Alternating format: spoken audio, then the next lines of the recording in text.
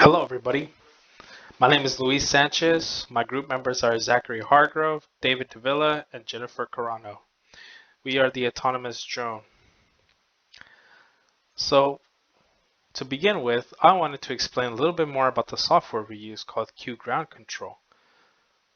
I wanted to specifically talk about our flight plan and how it works and how we can modify it to tell the drone where to go, what to do, how fast, how high, and other things, even like its tilt if we wanted to change that. So first, we have to start off with the takeoff point.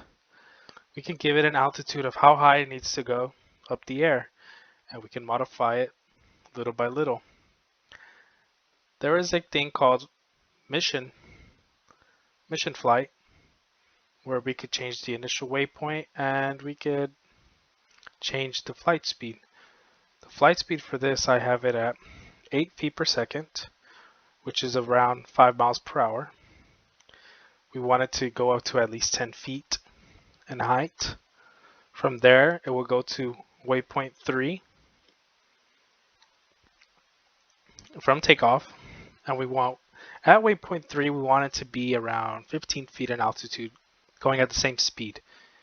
We didn't want to change the speed because during that time that we were there, it was very windy, but we did increase the speed from earlier test flights because the wind, we wanted it to be able to counteract the wind. From 3, it would go across to 4, and we kept it the same altitude with the same speed. We did not have a hold for either of the waypoints, as you can see that they have 0 seconds. We did not want it to confuse it or to stall it or it to destabilize. From 4, we went to 5. We kept it at the same altitude as well, with the same speed, and it would just go along this way. See, I can change if I wanted to, the degrees of the way it's tilted. I could even change the flight speed at each waypoint, but we kept it consistent throughout each waypoint. And at 6, it's still the same.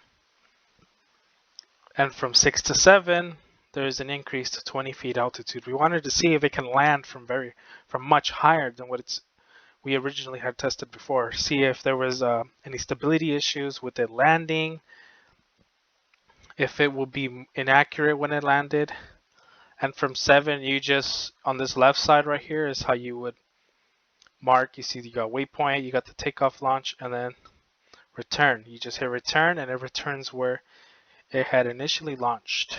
And that's where this return to launch command is for. And with that, that should complete the flight once we're done. Some other things to mention is if you like this, like the way you drew and you set out the waypoints and altitude and the speed and the way that you want it, you could hit go to file and save it. I can save it to a specific file, call it flight plan 2. All right, go.